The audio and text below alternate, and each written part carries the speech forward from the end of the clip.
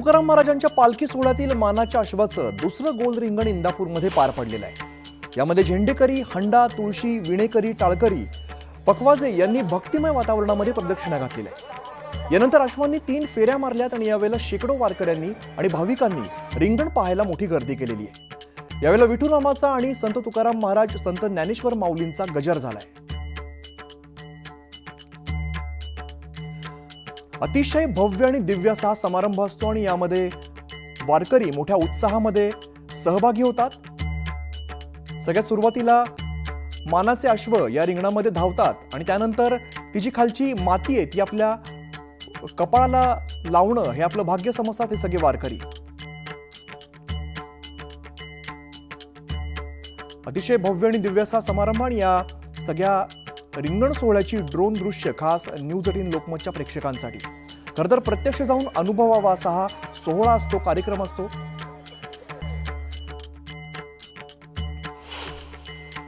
संत तुकाराम महाराजांच्या पालखी सोहळ्याचे आजचे हे मानाचे दुसरे गोल रिंगण। इंदापूर म्हणजे मराठवाड्याचे प्रवेशद्वार आणि या प्रवेशद्वारावरती आज भरतोय वैष्णवांचा मेळा।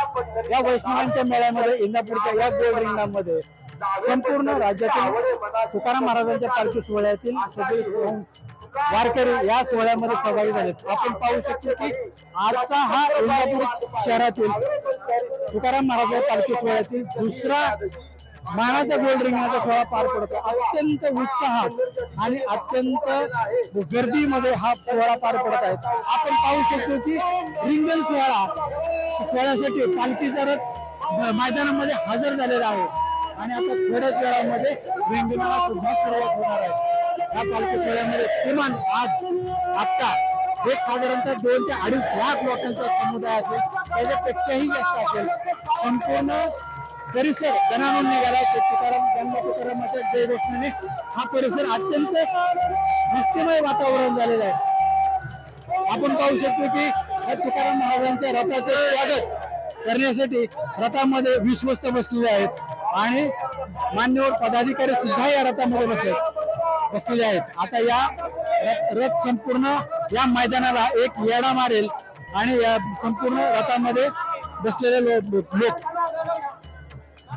संपूर्ण रथ या गोल मैदानाला एक येडा मारेल आणि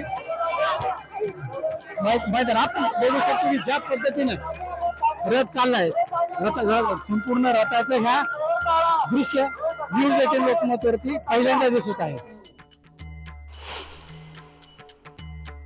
माऊली इंदापुरात संत तुकाराम महाराजांच्या पालखी सोहळ्यातील मानाच्या अश्वाचं दुसरं गोल रिंगण पार पडलेलं आणि यावेळेला इंदापुरात भक्तिमय वातावरण पाहायला मिळालं। शाळकरी मुलं सुद्धा या दिंडीमध्ये सहभागी झालेले होते। विठ्ठल रुक्मिणीच्या वेशात काही शाळकरी मुलं आलेत आणि यावेळेला विठुरामाचा गजर पाहायला मिळाला। या बच्चे कंपनीमध्ये सुद्धा कमालीचा उत्साह बघायला मिळाला। विठ्ठल रुक्मिणीच्या वेशभूषेमध्ये हे सगळे आपले छोटे वारकरी हे सुद्धा वादीमध्ये सहभागी झाले। अतिशय सुंदर पद्धतीने हा पालखी रथ जसा लहान मुलांना सजवता येईल तसा सजवण्यात आला। त्यामध्ये पांडुरंग आणि विठ्ठल रुक्मिणी यांचा फोटो लावण्यात आलेला आहे आणि अगदी पालखी रथासारखा सुंदर पद्धतीने हा रथ सजवण्यात आला आहे। त्याचबरोबर यांची दिंडी देखील निघाली आहे। म्हणजे लहान मुलांमध्ये ही संस्कृती रुजवण्यासाठी इथल्या शिक्षकांनी अतिशय चांगला हा उपक्रम राबवला आहे। त्याचबरोबर स्वयं विठ्ठल रुक्मिणी आपल्यासोबत आहेत, त्यांच्याशीही बोलूया। काय सांगणार माऊली, काय वारी म्हणजे काय कळालं तुम्हाला? वारी म्हणजे असा आनंददायी हे आहे, प्रसंग आहे आणि वारीमध्ये आम्हाला खूप काही शिकायला भेटतं। कारण पंढरपूरवरून इथं रिंगण करायला येतात, ते मला खूप छान वाटतं आणि आम्ही दरवर्षी म्हणजे आधीपासून आम्ही ही प्रथा राबवते आणि इथून पुढं पण ही प्रथा सुरू राहणार आहे। आमच्या शाळेचं नाव सौ कस्तुरबाई श्रीपती कदम विद्यालय इंदापूर आहे। ही शाळा म्हणजे स्वर्ग आहे माझ्यासाठी। ह्या शाळेमध्ये खूप काही छान शिकायला भेटतं आणि माझं नाव आनंदी प्रशांत कुचेकर। तर स्वयं विठ्ठल भगवान आपल्या सोबत आहेत, त्यांच्याशीही आपण बोलूया। माऊली, काय सांगाल, कसं वाटतं आज तुम्ही देवांचा वस्त्र परिधान केले, काय भावना आहेत? आम्हाला खूप छान वाटतं आणि अशीच ही परंपरा पुढे चालवत राहणार। तर अशा पद्धतीने अगदी सुंदर पद्धतीने यांना तयार करण्यात आलेलं आहे। तर माऊली यांच्या मागे जी दिंडी आहे ती तरी अतिशय सुंदर पद्धतीने नेण्यात आलेली आहे। लहान मुलांचा जो सोहळा आहे, अतिशय सुंदर सोहळा, तुम्ही कुठेही पाहिला नसेल इतकी सुंदर दिंडी ही आहे. सगळ्या दिंडीमध्ये वेगळी दिंडी ही लहान मुलांची चिमुकल्या माऊलींची दिंडी आहे. सगळ्यात महत्त्वाचं म्हणजे यांनी तुळशी वृंदावन देखील डोक्यात घेतलेलं आहे. तर वारकरी संप्रदायाची ही संस्कृती रुजवण्यासाठी खूप सुंदरसा उपक्रम आहे, खूप चांगला हा प्रयत्न आहे. व्हिडिओ जर्नलिस्ट हर्षद गोरखासोबत मी प्रियंका लाठी, न्यूज 18 लोकमत, इंदापूर. संतश्रेष्ठ ज्ञानेश्वर महाराज यांच्या पालखी सोहळ्यामध्ये फलटणमधील समाज आरतीला विशेष महत्त्व आहे. शेकडो वर्षांपासून माऊलींच्या पालखीसोबत चालणारा शेकडो मानाच्या दिंडी, फडकरी, गडकरी आणि लाखो वारकऱ्यांच्या समस्या सोडवण्याची आगळीवेगळी पद्धत आहे. तसंच समस्यांकडे लक्ष वेधण्यासाठी टाळ वाजवून आंदोलनही केलं जातं.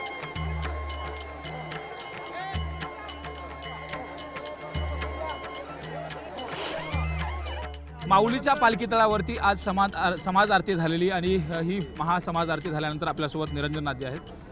महासमाज आरतीमध्ये एक लोकशाहीचं वेगळेपण असतं आणि गेल्या अनेक वर्षापासूनच आहे. आज काही दिंड्यांची तक्रार वगैरे असेल तर ते टाळ वाजून दाखवतात. नेमकी कशा पद्धती लोकशाही आहे आणि पूर्वापार दिंडीमध्ये लोकशाही कशी समृद्ध झाली? एकंदरीत वारी जी आहे ती समूहांनी चालते. वारी म्हणजे फक्त एकट्या कोणाची वारी नाही आहे. सर्व दिंडेकरी, फडकरी, मानकरी, संस्थान यांचा मिळून तो समुदाय आहे. 1832 पासून श्री गुरु हैबतराव बाबांनी घालून दिलेले नियम आणि त्यानंतर काही जोडलेल्या सगळ्या परंपरा या एका समजूतदारीवर हा सगळा सोहळा चालतो. मग आता एखादी समजा कंप्लेंट असेल, म्हणजे ज्याला आपण अगदी मॉडर्न शब्दामध्ये ग्रीव्हियन्स म्हणतो, तक्रार करायच्या पद्धती त्यासुद्धा ठरलेल्या आहेत. म्हणजे एखाद्याला राग आला तर त्यांनी मधातच थांबायचं का? नाही, त्यांनी मग तळावर येऊन एका विशिष्ट प्रकारे त्याची नोंद घ्यायची.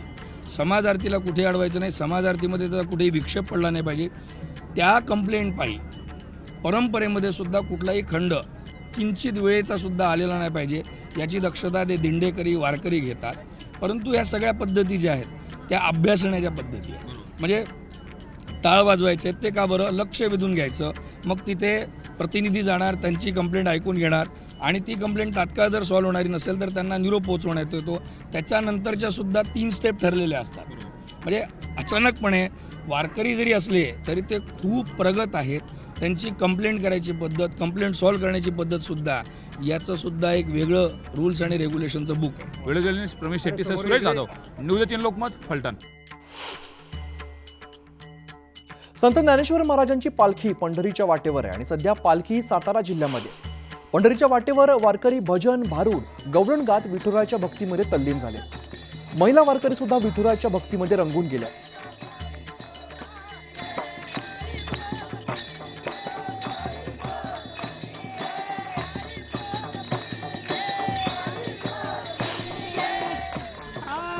थांब राधे थांब, सोडोनी सारे काम. थांब राधे थांब, सोडोनी सारे काम. वाट तुझी पाहतो सावळा घनश्याम. वाट तुझी पाहतो सावळा घनश्याम.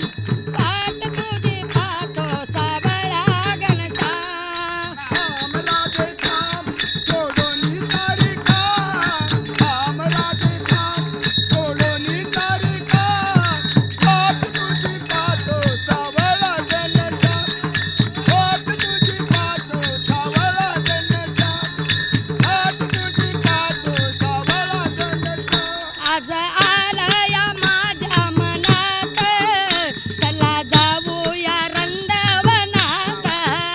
आज आलया माझ्या मनात, चला जाऊया रंगवनात. आज आलया माझ्या मनात, चला जाऊया रंगवनात. आज आलया माझ्या मनात, चला जाऊया रंगवनात. आज आलं मला जाऊ रंगवनात. आज आलं मला जाऊ रंगवनात.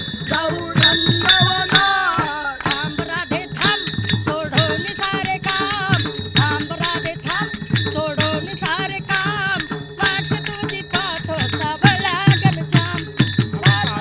किती गवळणीमध्ये तल्लीन होऊन हे सगळे वारकरी भजनाचा आनंद घेत आहेत. पंढरीच्या वाटेनं जात असताना हाच भजनाचा आनंद प्रत्येक वारकऱ्याच्या चेहऱ्यावरती पाहायला मिळतो आणि त्याच ओढीनं पांडुरंगाच्या भेटीनं हे सगळे भजन भक्ती गुणगुणत पंढरीच्या वाटेवरती चालताना आपल्याला पाहायला मिळतात. व्हिडिओ जर्नलिस्ट प्रवीण शेट्टी सह सुरेश जाधव, न्यूज 18 लोकमत, बरड. अगदी महाराष्ट्राच्या कानाकोपऱ्यामधून वारकरी संत ज्ञानेश्वर महाराजांच्या पालखी सोहळ्यामध्ये सहभागी झालेले आहेत. या वारी सोहळ्यामधून शासकीय योजनांची माहिती दिली जाते. भारूड, भजन आणि गवळणीमधून शासकीय योजनांची माहिती दिली जाते.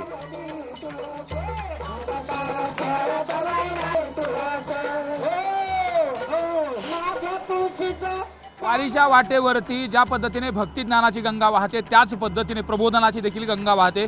शासनाच्या ज्या योजना आहेत त्या योजना वारकऱ्यापर्यंत पोहोचाव्यात, त्याचबरोबर महाराष्ट्रातल्या सर्वसामान्यांपर्यंत पोहोचाव्यात यासाठी अशा पद्धतीने जे लोककलावंत आहेत त्यांच्या माध्यमातून प्रबोधन केलं जातं आहे. विशेषतः त्या योजना लोकांपर्यंत लोकांच्या भाषेमधून सांगितल्या जातात, लोककलेच्या माध्यमातून सांगितल्या जातात.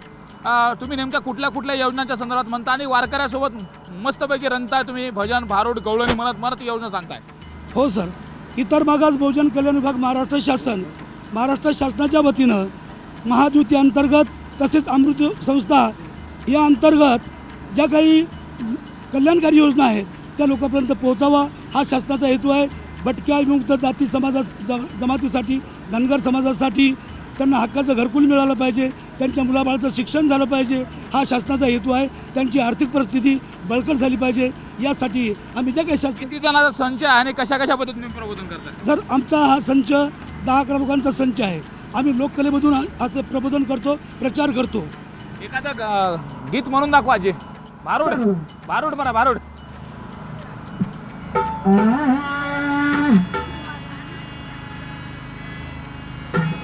मीनावान सुंदरी बाई बाई बाई बाई,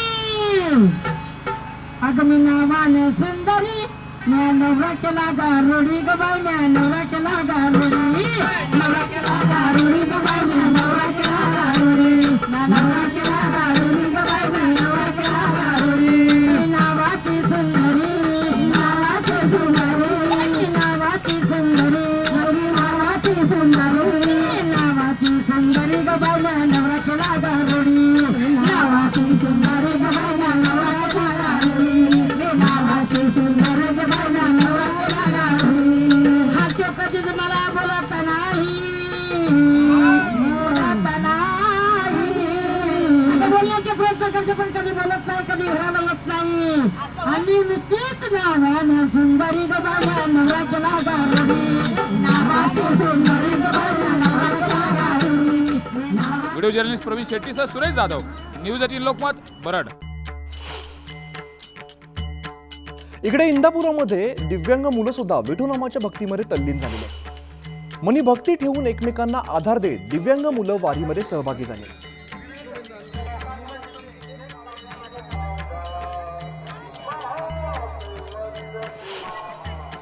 वैष्णवांची वारी आज इंदापूरमध्ये पोहोचली आहे आणि याच वारीमध्ये मुक्तबधिरांची दिंडी असा अनोखा उपक्रम राबवण्यात येतो. या लहानग्या मुलांना बोलता येत नाही, ऐकता येत नाही, पण कशा पद्धतीनं साईन लँग्वेजच्या माध्यमातून हे गोष्टी समजून घेतात, गोष्टी शिकतात, गोष्टींचा अनुभव घेतात आणि कसं अनुकरण करतात ते आपण पाहतोय. जसं मगाशी सर त्यांना साईन लँग्वेजमध्ये सांगत होते, तर कशा पद्धतीने हे मुलं शिकतायत. आता मॅडम पण त्यांना साईन लँग्वेजमध्ये बोलत होत्या.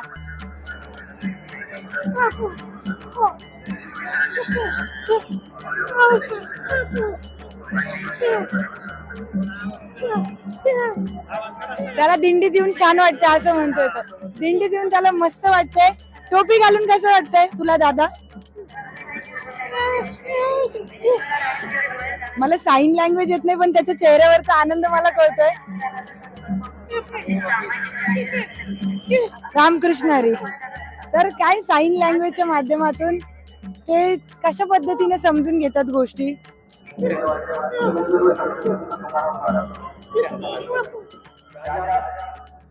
रामकृष्ण हरी. खूप खूप सुंदर पद्धतीनं खूप पुढे जाणार तुम्ही. सगळे खूप छान आहेत. त्यांना नाही कळत आपण काय बोलतोय पण त्यांना आपल्या भावना नक्की कळतात एवढं नक्की. सरांकडून देखील जाणून घेऊ. सर, साईन लँग्वेजच्या माध्यमातून कशा काय गोष्टी कळतात त्यांना? त्यांना मेन संपर्क साधण्याचं माध्यम म्हणजे आपली जसं भाषा असते तसे यांची साईन लँग्वेजची भाषा असते आणि सर्व मुलांना साईन लँग्वेज आणि टोटल कम्युनिकेशन या पद्धतीनं शिक्षण दिलं जातं आणि मुलांना समजण्यासाठी साईन लँग्वेज केली जाते. त्या साईन लँग्वेजच्या माध्यमातून ही मुलं बाहेर संपर्क साधू शकतात. त्यामुळे शाळेमध्ये देखील साईन लँग्वेज मार्फत त्यांना शिक्षण दिलं जातं. साईन लँग्वेजच्या माध्यमातून काय सुंदर प्रकारे यांनी दिंडीचा एक अनुभव या विद्यार्थ्यांना दिला. अतिशय सुंदर आहे असं दृश्य आपण पाहतोय. इथे विठ्ठल रुक्मिणी देखील आहेत. अतिशय सुंदर स्माइल, किती सुंदर पद्धतीने यांनी स्माइल दिलेली आहे. यांना माझं बोलणं कळत नाही पण यांना भावना नक्कीच कळतात. तर या सगळ्यांना आणि मॅडम तुम्हाला सगळ्या शिक्षकांना न्यूज 18 लोकमत कडून सलाम आणि तुम्हाला खूप खूप शुभेच्छा. तुमचा हा उपक्रम वर्षानुवर्ष असाच राहो या शुभेच्छा आमच्याकडून. व्हिडिओ जर्नलिस्ट हर्षद गोरका सोबत मी प्रियंका लाठी, न्यूज 18 लोकमत, इंदापूर. संत तुकाराम महाराजांच्या वारीमध्ये अनेक वारकरी सहभागी झाले आणि 64 वर्षांचे वारकरी वारीमध्ये लाट्या काट्यांचा खेळ करतायत. तरुणांना सुद्धा लाजवेल अशा कसरती 64 वर्षांचे वारकरी करतायत.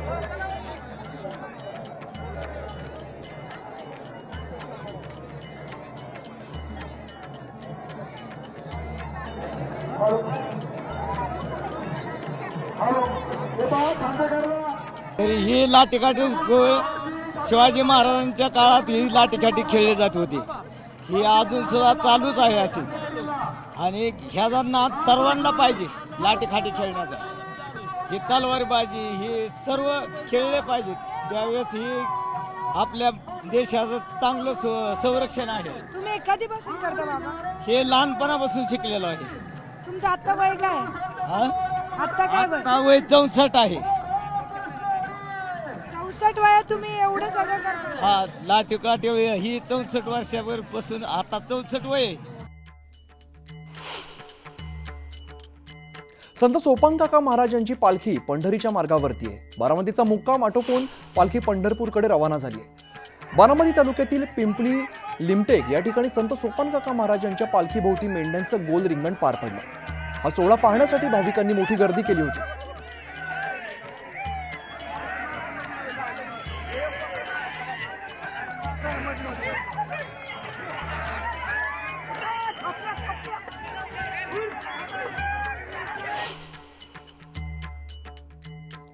तर माऊलीची वारी स्वतः एक व्यवस्थापनच विद्यापीठ आहे. पायी चालणाऱ्या वारकऱ्यांना वेळेवरती जेवण, तंबू, राहुटी, पाणी मिळावं यासाठी मध्यरात्रीपासून धडपडणाऱ्या ट्रॅक्टर, ट्रक चालक, टँकर चालक यांना गर्दीमध्ये, वाहतूक कोंडीमध्ये गाडी चालवताना तारेवरची कसरत करावी लागते.